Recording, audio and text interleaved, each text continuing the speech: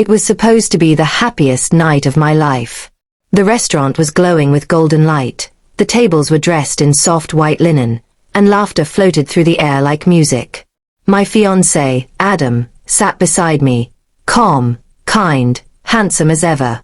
Our families had gathered for our engagement dinner, celebrating the beginning of what I thought would be forever. I'd never felt so proud. Adam wasn't just my fiancé, he was my best friend.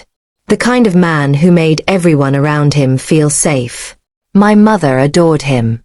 My father respected him.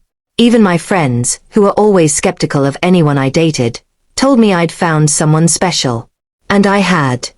Until I ruined it all with one stupid moment. The evening started perfectly. Toasts were made, everyone cheered, and Adam's mother even got teary when he thanked both families for their support. Then came dessert, and with it, the kind of playful teasing that happens at family gatherings. It began with my brother making a joke about how Adam was too good to be true. Everyone laughed, including me. Then someone said, "So, Emma, what's your secret? How did you convince him to marry you?"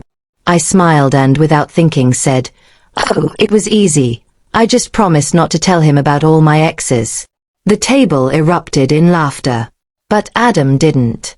He smiled tightly, that kind of polite smile you give when you're trying not to make a scene. I didn't notice at first. I was too busy laughing along, waving it off like it was harmless. But then, as the laughter died down, I glanced at him. His expression had changed.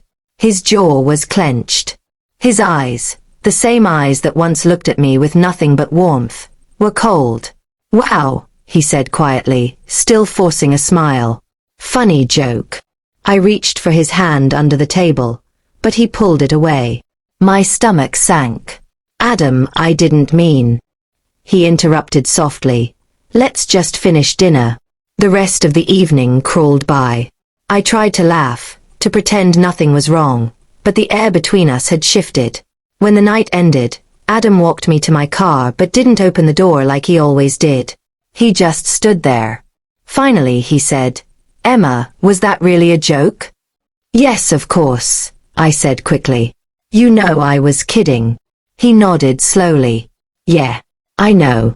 But the thing is, I've always trusted your words. And now, I can't tell when you're joking and when you're not." My chest tightened. "Adam, please." He shook his head. "It's not the joke, Emma. It's what it revealed. You turned something sacred into a punchline." I wanted to scream that it wasn't like that I loved him, that I'd never meant to hurt him. But he just stepped back, sadness clouding his face. "You're smart, kind, and funny," he said softly. "But tonight, you reminded me how easily laughter can hide truth, and how fragile trust can be." He walked away before I could say anything else. That was the last time I saw him.